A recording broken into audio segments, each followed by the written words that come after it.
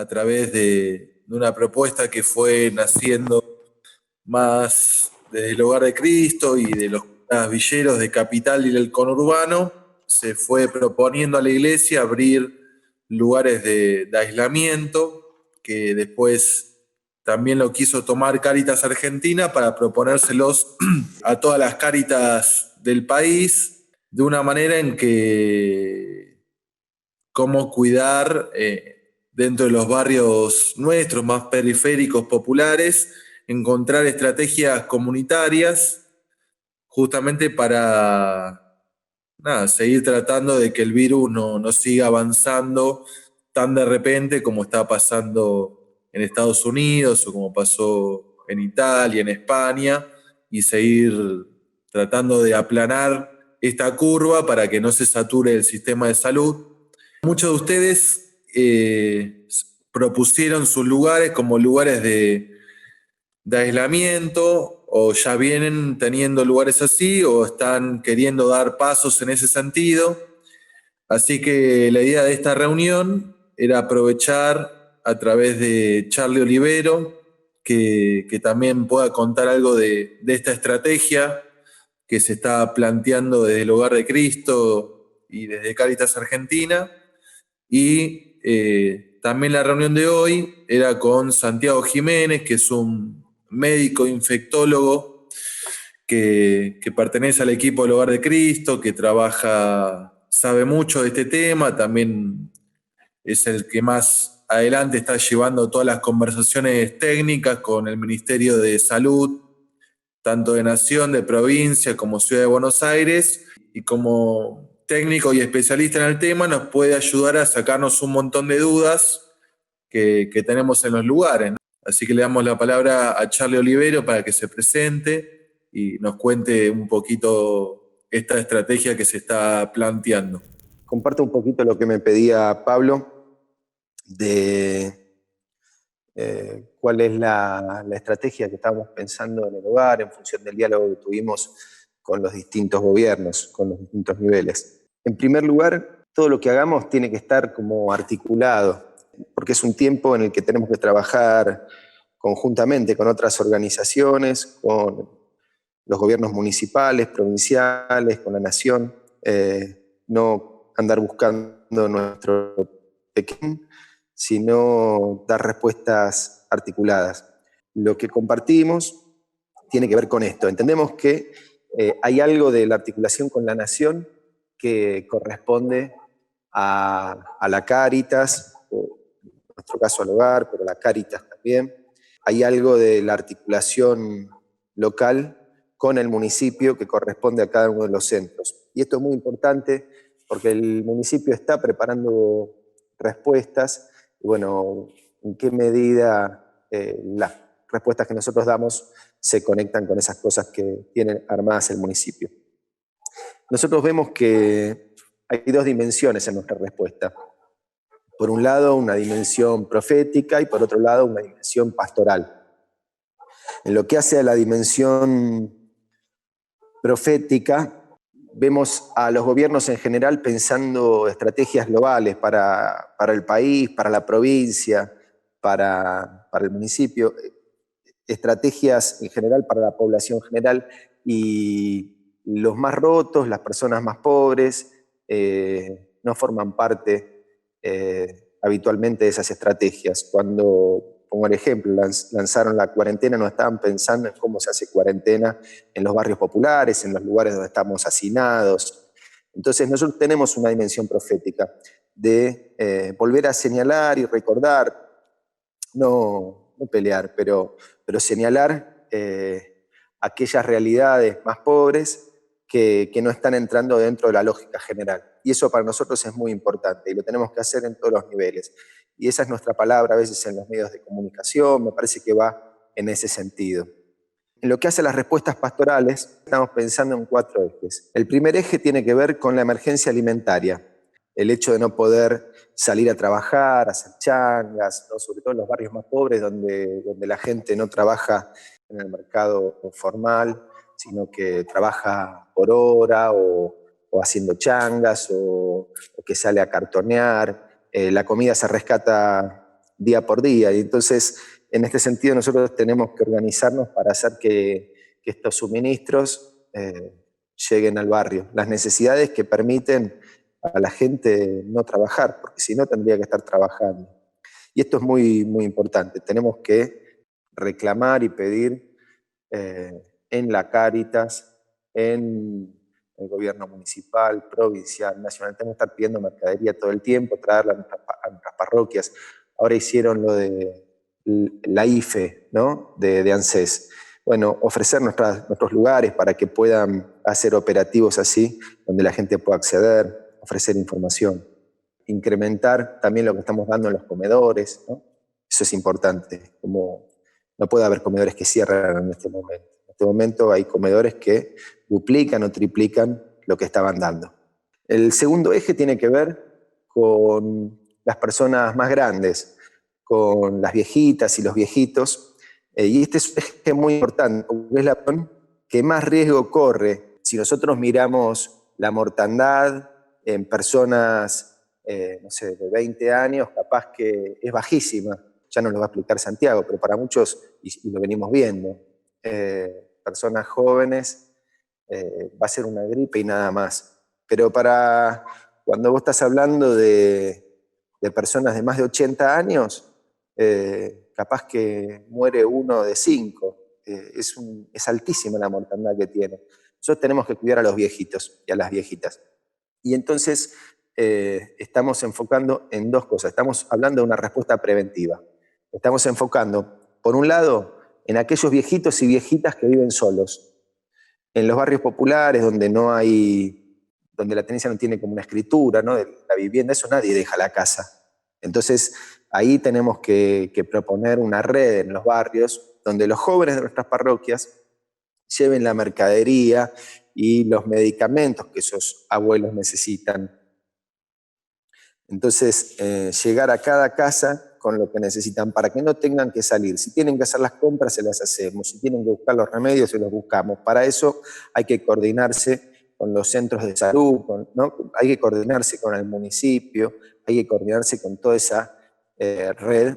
Cuando estamos hablando de una abuela, de un abuelo que viven en hogares multigeneracionales, donde están tal vez los hijos, las hijas, nietos, ese abuelo está jugadísimo, porque se lo va a agarrar seguro, porque de esa familia tal vez grande, en lugares un poquito hacinados, en los barrios populares, y los chicos no se pueden quedar dentro de un cuartito, y salen, van, vienen, y se lo van a agarrar. Y entonces nosotros estamos proponiendo pequeños hogarcitos para estas abuelas y estos abuelos, pequeños hogarcitos, no grandes hogares, no hacer un lugar para 80, porque después ahí te entró el bicho y tenés un montón de dificultades. Pequeños lugarcitos chiquititos, tratando de que no salgan de ninguna manera, con alguien que también se aísle con ellos para cuidarlos y bancarlos desde afuera de la misma manera que decíamos de los abuelos y abuelas que viven solos. El tercer eje que estamos hablando es el de personas que están en situación de calle.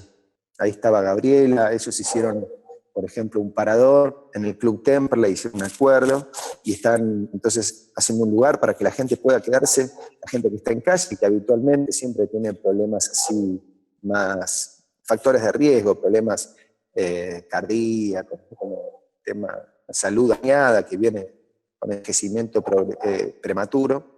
Bueno, pequeños lugares. Nosotros estamos cerrando algunos centros barriales también, lugares que trabajamos con los pibes que están en consumo, los estamos cerrando como paradores. Esos pibes ahora no andan dando vueltas por todos lados, sino que están viviendo dentro. La segunda actividad que estamos pensando en este eje son lugares donde se puede hacer aislamiento.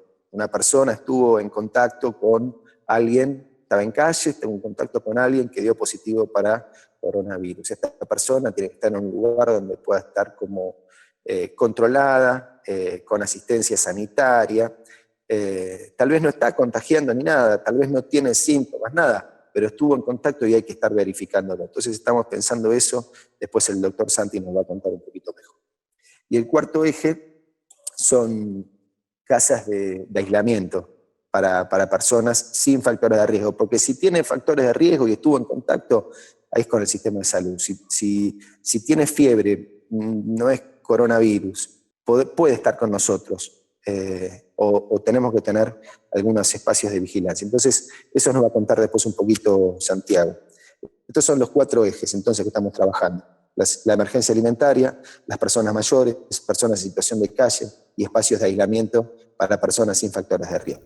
Como panorama general, me parece siempre, digamos, bueno, yo soy médico infectólogo y estoy trabajando en el territorio con el Hogar de Cristo. Entonces, yo veo clara, digamos, que a su vez estas 4 estrategias que dijo Charlie, 3 son claramente preventiva y una es de mitigación. ¿Qué quiere decir? Las primeras 3, que son las preventivas, es para evitar casos nuevos. En cambio, la de mitigación es directamente ya una acción, digamos, activa sobre casos sospechosos o confirmados. Y mientras avanzamos en las estrategias, pasando de la prevención a la mitigación, se hace mucho más complejo el abordaje sanitario, quizás de una complejidad que definitivamente no podamos abordar sin la presencia del Estado y la logística de las autoridades sanitarias locales de cada espacio, adaptando a la realidad, ¿no? Que no va a ser la misma en Ciudad de Buenos Aires, en las villas del conurbano, en las villas de Capital, o en Chaco, en Rosario, en Santa Fe y en Salta. Entonces, para mí las primeras 3 estrategias, que es tratar de que la cuarentena se haga bajo el lema "la casa es el barrio", y entonces poder sacar gente de circulación, que es gente que está en la calle, que se cierren sobre los centros barriales, o la estrategia preventiva de acompañar a los abuelos, ya sean en sus casas a través de una red comunitaria o en lugares pequeños para asistirlos y cuidarlos y no dejarlos expuestos, va a repercutir muchísimo en la fase final, que es evitar que el sistema sanitario colapse y poder permitir que al hospital y a los recursos, que van a ser muy limitados, lleguen solo los casos graves. Entonces siempre es muy costo-beneficio la cuestión de prevención. Y en estas 3, la cuestión territorial se puede abordar perfectamente, porque podemos tener una lógica comunitaria y una lógica preventiva. Digamos, el cuarto dispositivo que estamos pensando, yo creo que definitivamente lo tenemos que gestionar con el municipio, las autoridades locales sanitarias, y solos no lo podemos hacer.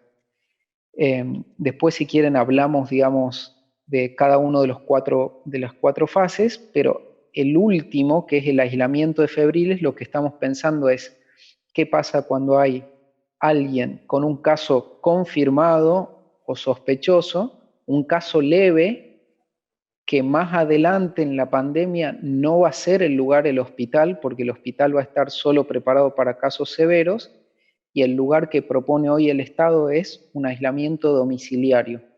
¿Qué va a pasar cuando en los barrios populares o, digamos, con crisis habitacionales fuertes, ese aislamiento domiciliario sea o una casa que se comparte con 8 o 9 personas más, como ya estamos viendo los casos, o directamente la ausencia de casa, como puede ser gente que viva en los paradores, en los hogares o en espacios comunitarios? Bueno, ese abordaje puntual, que ya es de casos positivos, precisa una logística sanitaria muy compleja en cuanto a la atención protegida, los equipos de protección personal y demás, que me parece que indefectiblemente no lo podemos hacer solos. No lo podemos hacer solo y lo necesitamos conveniar con cada uno de los lugares locales, si es que el municipio no da una respuesta local organizada, ¿no? Algunos municipios lo van a hacer, otros no, digamos. Y creo que también cada lugar, cada equipo territorial tiene que medir definitivamente si tiene como la capacidad logística de abordar una situación así. Entonces creo que va a ser diferente para cada lugar y muy coordinado con las autoridades sanitarias locales. Para los otros 3 ejes, que es el cuidado de los mayores, sacar a la mayor cantidad de gente de la calle y toda la lógica preventiva, me parece que no hay nada mejor que las comunidades que están en territorio, y el impacto puede ser muchísimo. Hay como distintos niveles, hay gente que está con gente en lugar de calle, por ejemplo ahí Chicho Cloro en Neuquén también está calle recibiendo a los presos, otros estamos pensando en lugares más de aislamiento, más por los barrios. La mayoría yo creo que está pensando en los niveles preventivos, que son los que menos exigencia nos llevaría, digamos, a nivel comunitario, como pueden ser, y lo de los abuelos, ¿no? Por ahí los otros niveles, por ahí son más difíciles. Por ahí, si querés, explicar algo de las casas más preventivas que por ahí van apareciendo en el conurbano. Acá Alejandro también pregunta claves para el funcionamiento de una casa de aislamiento. Primero, para definir un poco, porque cuando hablamos de casa de aislamientos tenemos que hablar de tres cosas principales. La primera es la cuarentena, que es básicamente que las personas no estén en circulación, es decir, no estén en contacto con el virus que va a tener circulación comunitaria. En este momento no tiene una circulación comunitaria masiva. Hay un primer aislamiento que es la cuarentena global, ¿no es cierto? Que es básicamente que la gente no esté en contacto con el virus en circulación comunitaria. Eso es la primera fase, que es la primera fase de prevención. Ese aislamiento es sacar de circulación a la gente, que es ya sea en paradores o cerrando los centros barriales y demás, hacemos que gente que está en la calle con mucha circulación y demás esté un poquito recluida. Eso no tiene ninguna medida sanitaria concreta, es básicamente limitar la circulación y poder identificar puertas adentro de esos lugares algún caso sospechoso, que es básicamente alguien que tenga fiebre y dolor de garganta o tos. Entonces, en ese primer nivel no hay ninguna medida sanitaria compleja. Es simplemente gestionar lo que sería un parador o una casa en común, digamos. Ahí la medida sanitaria más importante es detectar el primer caso sospechoso, porque rápidamente esa persona tiene que salir de ahí para no poner en riesgo a todos con quienes conviven. Ese es un primer aislamiento, si quieren, pero eso, como tiene tres niveles, le vamos a llamar cuarentena. Después hay un segundo nivel de aislamiento, que es para quienes tienen un contacto estrecho con un caso positivo. Por ejemplo, si yo vivo en mi parador con 5 personas y uno de esos 5 es un caso positivo, los otros 4 tienen que seguir durante 14 días una vigilancia epidemiológica más estrecha. Eso quiere decir durante 14 días estar muy atentos a que si esos compañeros hacen síntomas, y entonces lo que estás haciendo ahí es un segundo nivel de aislamiento, que es para contactos estrechos. Eso en realidad tampoco cambia la logística sanitaria. Lo único que cambia es que para los contactos estrechos uno debe estar mucho más atento durante 14 días a que no se produzcan síntomas en aquellos que convivieron alrededor del caso positivo. Nosotros no vamos a poder duplicar, me parece, todos los dispositivos de cuarentena ni de contacto estrecho. Lo que podemos hacer simplemente es, en la lógica preventiva, si tenemos un lugar en donde viven 100 personas, eso es ya una primera cuarentena, porque es gente, digamos, que no está en situación de calle y circulación. Y si hay un caso positivo adentro, poder sacarlo rápidamente, ahí veremos las dificultades de a dónde, pero poder sacarlo para no exponer al resto, y los más cercanos, es decir, los convivientes en donde habitualmente se comparte la cotidianidad alrededor de 2 metros, digamos, por ejemplo, quienes durmieron alrededor, no sacar los otros dispositivos, sino hacerles un seguimiento un poquito más estrecho a ver si ellos desarrollan síntomas. Eso serían la primera lógica de cuarentena y contacto estrecho. El tercer dispositivo de aislamiento es el aislamiento febril. Y ahí hay un problema que es el problema sanitario, que es todo paciente que tenga fiebre y que se tenga que aislar como caso sospechoso, empieza toda una logística de cuidados en cuanto a la entrega de comida, en cuanto a la recolección de los residuos patológicos y en cuanto a el cuidado médico o de higiene, que tiene que ser todo con un equipo de protección bastante estricto, si no queremos a su vez que toda la gente que asista a ese lugar lleve o esté en contaminación. Por eso yo creo que los primeros dos, que es la cuarentena general y el seguimiento de los contactos estrechos, se puede hacer con una lógica preventiva, pero el dispositivo de aislamiento de casos febriles necesita sí o sí el insumo y el recurso, digamos, y la logística del municipio, de lo local, ¿no?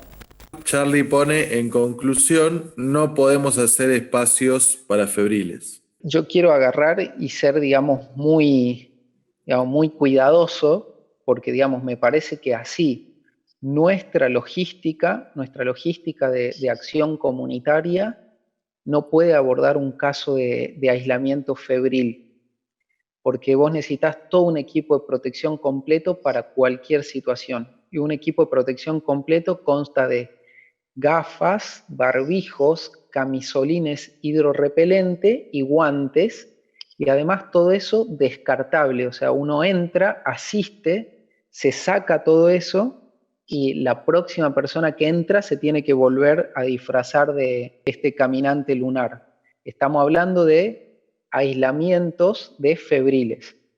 Entonces, yo no digo que no lo podemos hacer, me parece que cada realidad y cada logística, digamos, del equipo territorial lo podría hacer acompañado del Estado.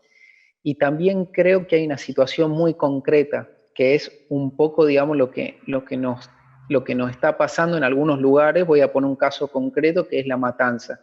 Entonces, si hay ahí un dispositivo territorial, el dispositivo territorial tiene que saber que el protocolo del municipio, cada respuesta sanitaria local tiene un protocolo. Si ese protocolo es adaptable a la realidad, con una respuesta rápida y efectiva en los barrios más vulnerables, nos tenemos que sumar a ese protocolo de acción sin duda. Ahora, si hay algunos lugares del país, como sabemos que hay, en donde la respuesta del Estado está directamente ausente, porque una, digamos, de las características que tuvo siempre el Hogar de Cristo es avanzar donde el Estado está ausente. Si ya sabemos que no hay ningún tipo de respuesta sanitaria, entonces lo que hacemos es corrernos a una lógica de reducción de daños, en donde vos decís, si yo tengo un comedor en donde hay un caso febril y sospechoso, en donde yo ya sé que ese chico no va a tener nunca una respuesta del Estado, igual es preferible que ese chico salga de esa primera medida preventiva en donde tenés un comedor con 100 personas, salga hacia una casa o algún lugar en donde ese chico pueda pasar 14 días, digamos, pero ya está hablando de una reducción de daños estilo la guerra, en donde no hay nadie que asista sanitariamente. Entonces vos entras en el paradigma de, bueno, ¿qué es peor? Y sin duda es peor que haya alguien con fiebre o con un caso sospechoso confirmado dentro de un espacio comunitario de 100 personas, a que esa persona esté sola en otro lado, a pesar de que no vamos a poder abordar la logística de asistirlo bien y de cuidarlo bien y de no exponernos a una contaminación, digamos. Entonces, es muy complicada, digamos, esa disyuntiva, porque sé que hay muchos lugares en donde, digamos, la salud o la respuesta sanitaria no va a dar esa respuesta, pero poder responder bien quiere decir no exponernos nosotros y no llevar como factor de contagio al virus, significa un cuidado extremo que es prácticamente imposible llevarlo a cabo sin buenos insumos y sin una logística muy planificada, digamos. Entonces, siguiendo la línea de Charlie, capacidad de hacer aislamientos febriles no tenemos. Ahora, si no nos podemos plegar a un protocolo del municipio local, lo que tenemos que pensar es una situación de reducción de daños, porque a mí me queda claro que no podemos aceptar. Lo que no podemos aceptar es que en ese lugar donde se comparte la vida haya alguien con fiebre, con posibilidad de contagiar, porque por no aislar a esa persona, al otro día tenemos 100 contagiados, en esta técnica preventiva que hizo fue catalizar para peor una respuesta, digamos. Juntamos, digamos, personas e hicimos un foco de contagio. Por eso es muy finita esa línea. La medida preventiva nos puede salir bien y nos va a salir bien. La logística de aislamiento febril es mucho más compleja y necesitamos la logística sanitaria local.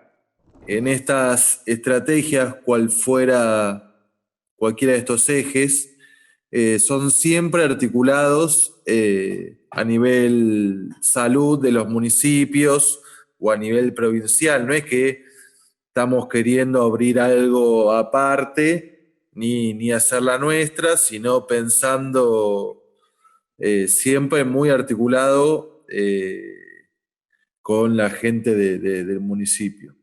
Ana Campoli, que Charlie le respondió igual, pero decía, pero si el sistema de salud es el que en su protocolo sugiere que ese caso haga el aislamiento en su casa, pero en casa con hacinamiento no es posible, ¿no estaría ahí indicado de protocolo? Y ahí va otra, si una persona es sana, debería ser el aislamiento en su casa, y ahí Emma pregunta, en relación a los casos que resultan asintomáticos y los espacios de contención para adultos mayores.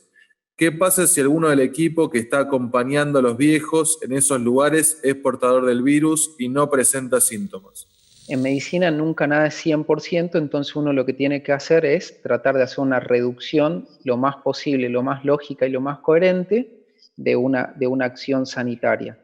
Lo que se sabe de este virus, que además es muy nuevo y entonces la producción de conocimiento va cambiando día a día, lo que se sabe de este virus es que el mayor pico de contagio y la mayoría de los contagios se da en periodo de síntomas. Entonces, cuando uno tiene fiebre y tiene dolor de garganta y tos, ahí se da las mayores tasas de contagio. Entonces, el periodo, digamos, de contagio asintomático, que puede estar, pero hoy por hoy no es, digamos, lo más significativo, pero puede estar, no hay forma de desactivar, digamos, ese riesgo, salvo con un protocolo médico que no va a llegar a todos lados y debería ser muy estricto. Por ejemplo, cuando se puedan tener los test rápidos que va a comprar el ministerio, entonces para esas casas de abuelos, lo que se propone es cerrar esa casa, que haya un cuidador, digamos, asignado con la menor circulación posible, y si uno tiene esos test, que son básicamente hisoparse la parte de la orofaringe y determinar si está el virus, el Estado va, te hace ese test, si te da negativo, esa casa es segura. Entonces vos decís, bueno, perfecto, esa sería la única certeza de que alguien asintomático no esté efectivamente con un virus contaminante. Entonces uno dice, perfecto, pero no en todos lados ni en todos los lugares van a tener ese protocolo de acción. Bueno, ahí, digamos, lo que uno piensa es en la máxima estadística, es decir, bueno, en realidad la máxima tasa de contagio va a estar con síntomas, entonces lo que tenemos que hacer es identificar si esas personas que van a cuidar aparecen con síntomas y sacarlas rápidamente y si no, considerar que no están portando el virus.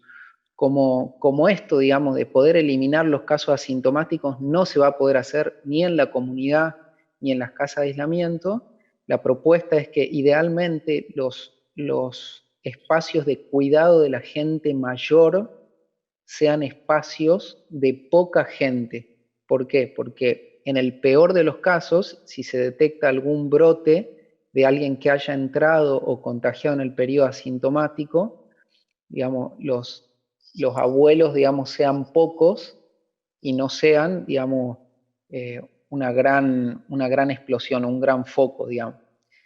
La respuesta para concluir es, sin un test diagnóstico vos no podés descartar de que alguien asintomático no esté contagiando, pero lo bueno de eso es que la gran mayoría de los contagios se hacen en el periodo sintomático y entonces uno puede estar muy atento al desarrollo de fiebre y de síntomas para sacar y dar la alerta. Pero en ese mismo sentido, que por ahí muchos tienen gente de la calle, que también tiene muchos factores de riesgo, como los abuelos. O sea, en ese sentido, entonces, no sé, por ahí tipo un polideportivo con mucha gente de la calle, tampoco está bueno. Pensaría ahí, digamos, que un polideportivo con gente en la calle y con abuelos, no estaría dentro de la lógica de prevención, porque vos estás exponiendo a los abuelos a una gran cantidad de personas.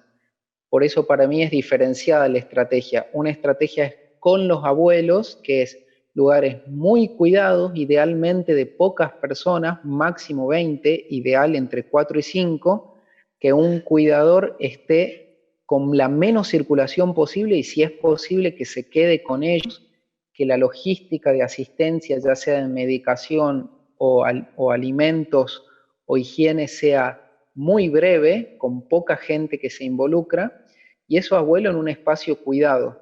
Ahora, esa es una logística. La otra logística es la macro, que es tener, por ejemplo, un polideportivo con 40, 50 personas en situación de calle, en donde esas personas, a pesar de que probablemente tengan un riesgo mayor, en caso de que hagan un contagio, no van a ser, o la mayoría no va a desarrollar sintomatología grave. Entonces hay dos lógicas, digamos.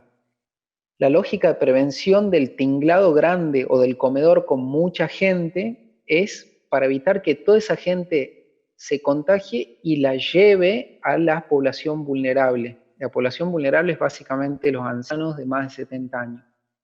La otra es cuidar a esos ancianos para que no se pongan en contacto con el virus. Entonces, una lógica conjunta que vos decís, agarrar en un canchón y poner a 100 personas y tener a los abuelos adentro, parece que no es una buena lógica de prevención.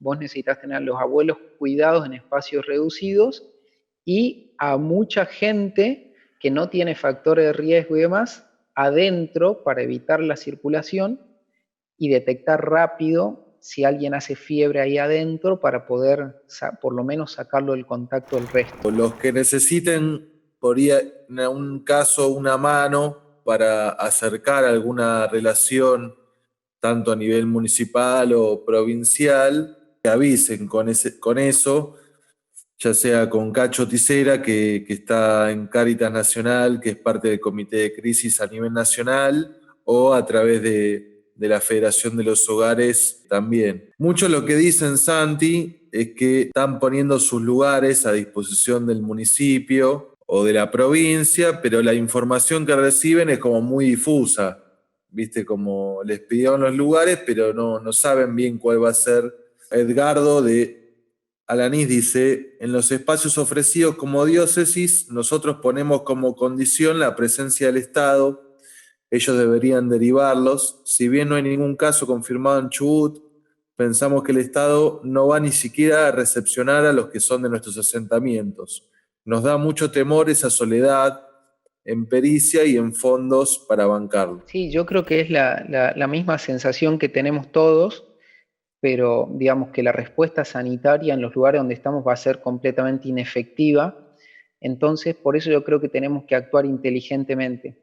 aquí hay algo que está bueno volver a repetir y repetir, que es la mayoría de los chicos, la mayoría de los pibes, la gente en situación de calle y demás, que no sea mayor de 60 años, va a pasar esto simplemente como un cuadro gripal. Entonces, no hay un riesgo sanitario individual para ellos. El problema es justamente que ellos sean vectores que contagien a más y más y más y más gente hasta que les llegue a esos abuelitos que sí van a ser los casos graves, que si no cuidas, digamos, los casos graves, de golpe, esta curva epidemiológica se dispara y el sistema sanitario no tiene respuesta.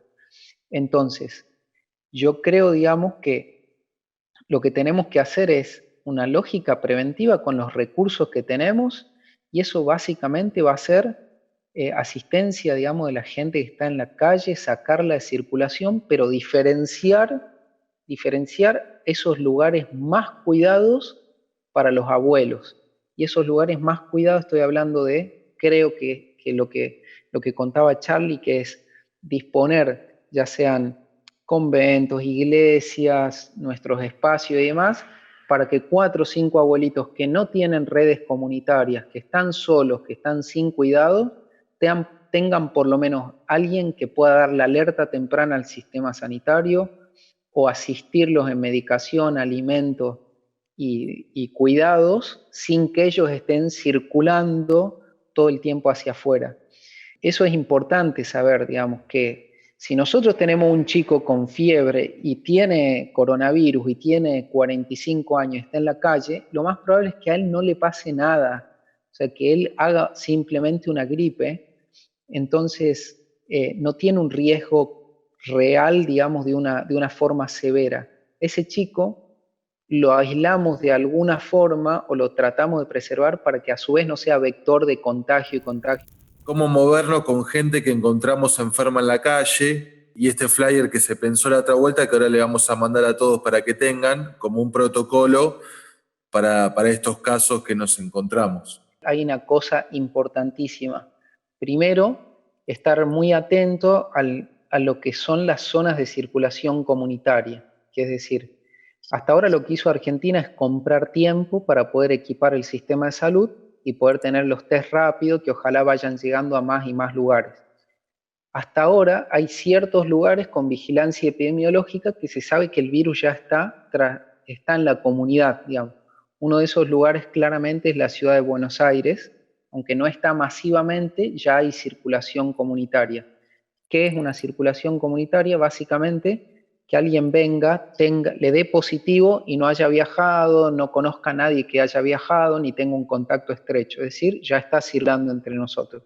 Entonces, lo primero que hay que saber es si cada zona local está catalogada con circulación comunitaria. Hoy por hoy no hay muchos lugares, es Ciudad de Buenos Aires, es el AM, es Chaco, es Santa Fe, Rosario, Córdoba y Ushuaia. ¿Sí? En Córdoba hay 3 sectores, digamos, no todo Córdoba. Entonces, si nuestra zona no tiene circulación comunitaria, hasta ahí las medidas tendrían que ser exactamente igual a como nos encontramos con alguien con fiebre, que es poder acompañarlo como lo venimos haciendo. Ahora, si hay en nuestra zona circulación comunitaria, por ejemplo, aquí en Cava, lo que tenemos que hacer es acompañar de la forma más inteligentemente posible, porque este virus es extremadamente contagioso y si yo me pongo en contacto, por más que tengo toda la buena intención, inmediatamente tengo que ir a hacer una cuarentena de contacto estrecho. Es decir, yo encuentro un chico en la calle con fiebre en mi zona en donde hay circulación comunitaria, yo lo asisto a ese chico y si no lo asisto de determinada manera, yo inmediatamente me tengo que ir 14 días como contacto estrecho a aislarme para ver si tengo o no tengo síntomas. Entonces, imagínense que si es así, inmediatamente nos quedamos sin equipo de respuesta. Por ende, hay 2 o 3 cositas muy importantes para tener en cuenta, que es, si nos ponemos en contacto con alguien, lo primero que tenemos que hacer es tratar de tener una asistencia con distanciamiento social, que es básicamente asistirlo acompañándolo a 1,5 metros de distancia. ¿Por qué se da esto? Porque si uno tiene el virus en la garganta y tose y habla, salen unas gotitas que se caen muy rápido, no está todavía dando vuelta en el aire, se cae muy rápido. Entonces yo, manteniendo esa distancia, me pongo a distancia del contagio. Si a ese chico le doy un barbijo, me protejo y protejo a toda la gente alrededor de que si él en algún momento estornuda o tose, la transmisión sea mayor a ese 1,5 metros. Entonces, ¿cuáles serían modos concretos de acompañar? En primer lugar, saber si mi lugar local tengo circulación comunitaria, y si me pongo en contacto con alguien con fiebre y dolor de garganta y tos, entregarle un barbijo, acompañarlo al sistema sanitario, digamos, o de respuesta en 1,5 metros, aislarlo lo más rápido posible, es decir, sacarlo del centro barrial, del comedor y demás. Y si lo tengo que trasladar porque está en riesgo o porque el sistema sanitario nunca lo va a venir a buscar, la idea es que sea en un lugar que me permita tener este distanciamiento social. Por ejemplo, tener la caja de una camioneta, no sé, se me ocurren cosas, ¿no? Yo no tengo la respuesta a esto, sino o caminando a 1,5 metros sin que yo sea el que lo suba a mi auto y lo llevo, o lo llevo alzado como muchas veces hacemos, pero que este virus nos determina esa distancia, digamos. Entonces eso va a ser el flyer por ahí que van a compartir, que es: caso sospechoso, se le entrega un barbijo, se aísla, se mantiene 1,5 metros de distancia, e inmediatamente un lavado de manos, o con alcohol en gel o con agua y jabón, y entonces ese pequeño contacto ya nos saca el virus de las manos, que lo más probable es que nos entre al tocarnos nosotros las manos contaminadas, digamos.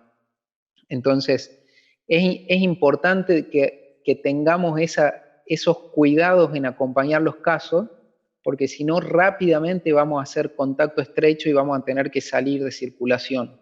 Sin duda, Santiago es el médico que tenemos y es uno para muchos. Por eso es muy, pero muy, muy importante en este tiempo es que todos los lugares puedan armar como un comité con gente que sepa del tema, que articule con el municipio o a nivel provincial, y que estemos en una comunicación grande entre todos.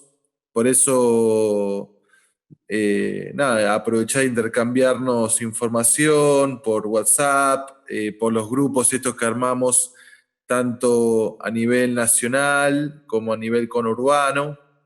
Capital ya tiene como su grupo autónomo, pero estar muy conectado, porque en esa información nosotros vamos a poder ir también adaptando algunas respuestas que a veces bajan de nación, que las vemos muy pensada más para la clase media y no tanto para las barriadas populares, que es donde trabaja Cáritas, los hogares.